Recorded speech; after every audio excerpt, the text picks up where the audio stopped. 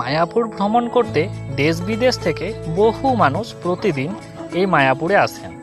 এই মায়াপুর হলো অতি শান্তিপ্রিয় ও নিয়ম নিষ্ঠার মধ্যে চলা একটি বিশেষ জায়গা, যেখানে আপনি আপনার মর্জি মতো যা খুশি তাই কখনোই করতে পারেন না। মন্দির চত্বরে ঘোরার কিছু নিয়ম আছে, যা না জানলে আপনি আপনার বিপদ অজান্তেই ডেকে আনবেন।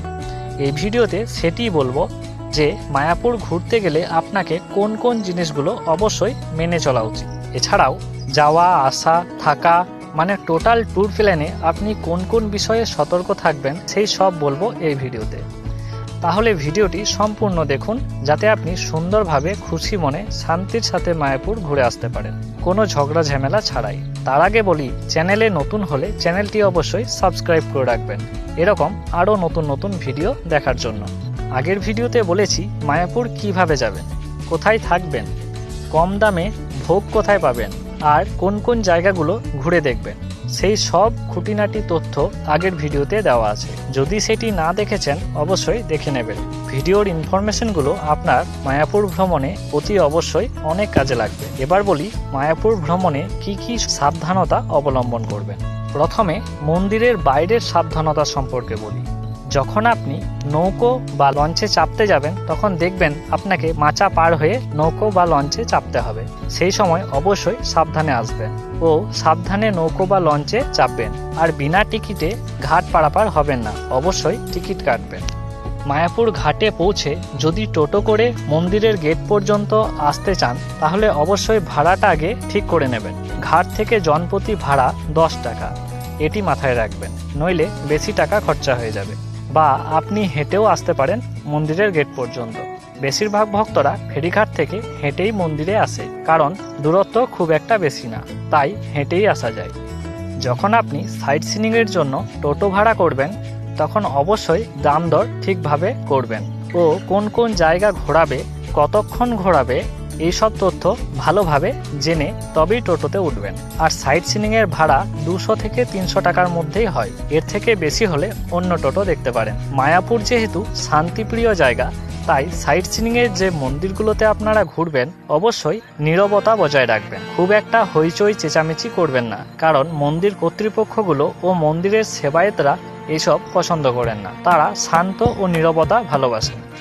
যদি আপনি মায়াপুরে হোটেলে থাকতে চান তাহলে অবশ্যই নিজে গিয়ে দামদর করে স্লিপ নিয়ে নেবেন রুম বুকিংয়ের। কোনো দালালের সাথে যাবেন না। অনেকেই বলবে অনেক কম দামে রুম আছে, আসুন দেখাচ্ছি। এদের কথায় কান না দিয়ে নিজে হোটেলে গিয়ে হোটেলের মালিকের সাথে কথা বলবেন, তাতে আপনার খরচাটা অনেকটাই বেঁচে যাবে।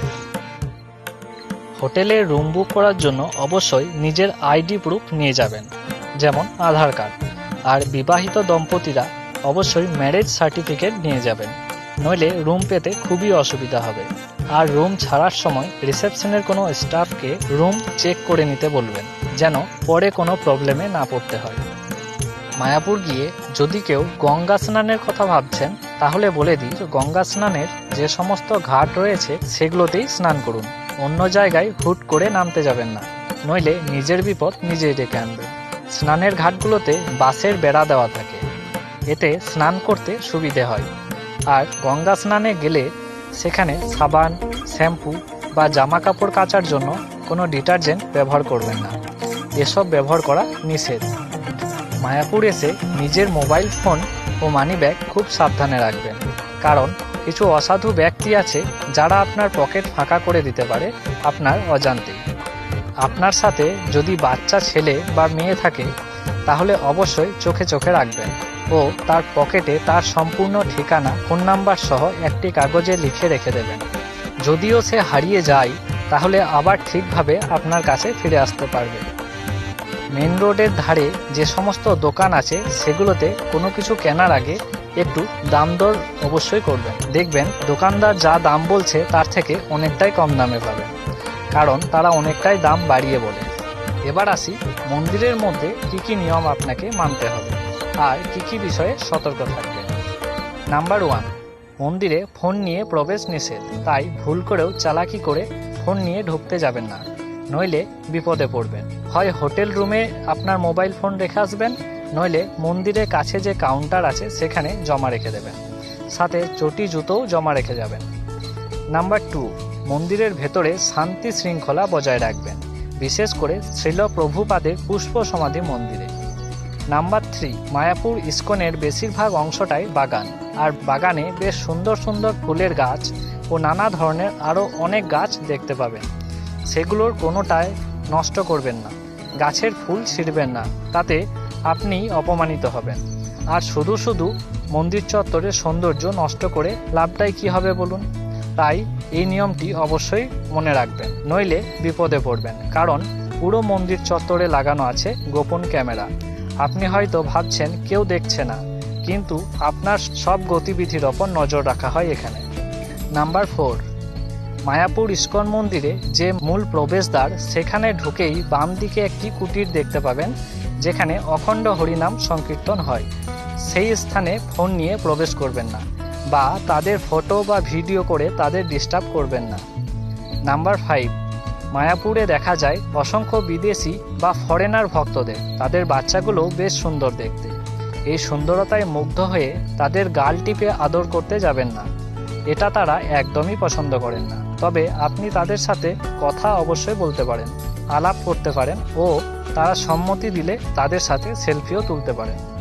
নাম্বার 6, মায়াপুর ইস্কন চত্বরে কিছু বিশেষ জায়গা আছে যেখানে সাধারণ মানুষের প্রবেশ নিষেধ। সেখানে সিকিউরিটি গার্ডও থাকে। বিশেষ করে যে স্থানগুলোতে ফরেনাররা বাস করে, সেই স্থানগুলোতে সবাইকে ঢুকতে দেওয়া হয় না। তাই ওই জায়গাগুলোতে চালাকি করে ঢুকতে যাবেন না। ওখানে যারা থাকেন কেবল তারাই ওই জায়গায় প্রবেশ করতে পারেন।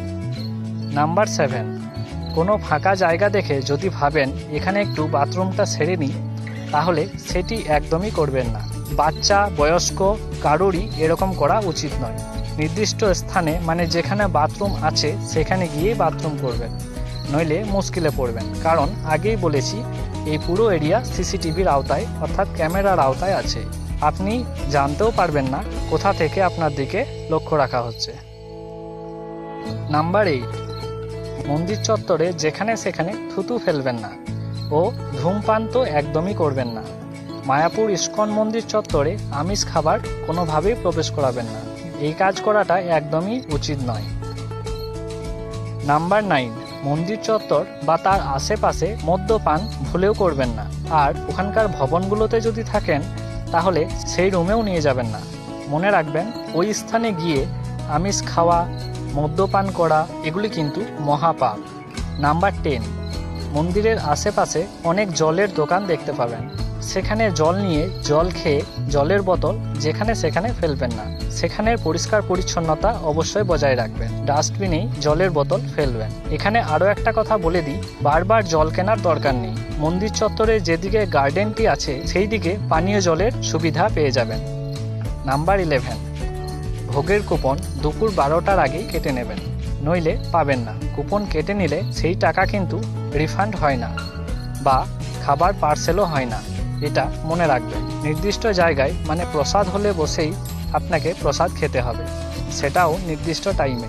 টাইম টেবিল ওই কুপনেই দেওয়া থাকে। আর খাবার খেয়ে নিজের এঁঠো পাতা নিজেই ফেলে দেবেন, আর থালাতে খেলে সেই থালাটিও ধুয়ে নির্দিষ্ট স্থানে রেখে দেবেন। এটি এখানকার নিয়ম।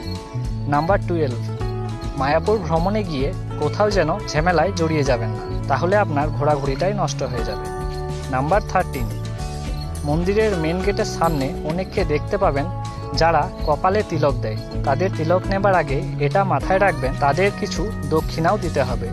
আপনি যদি দক্ষিণা না দেন, তাহলে তাদের অপমানজনক কথার মুখে পড়তে পারেন।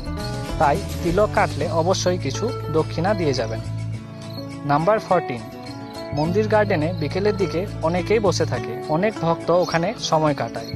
এখানে গিয়ে কারোর সাথে কোনো প্র্যাঙ্ক করতে যাবেন না, বা কাউকে কোনো কুকথা বলবেন না।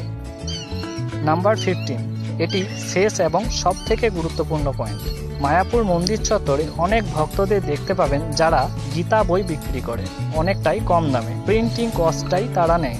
এই সময়ে আপনাকে যদি বলে গীতা নেওয়ার জন্য, তাহলে আপনি কি করবেন? আপনার যদি গীতা বই কেনার ইচ্ছা থাকে তাহলে অবশ্যই কিনুন, আর যদি না কেনার থাকে তাহলে পাশ কেটে চলে আসুন, বা বলে দিন আপনি এখন নেবেন না। কিন্তু ভুলেও এই ধরনের ভক্তদের কোনো কুকথা বা কোনো এমন কথা বলবেন না যাতে তারা রেগে যান।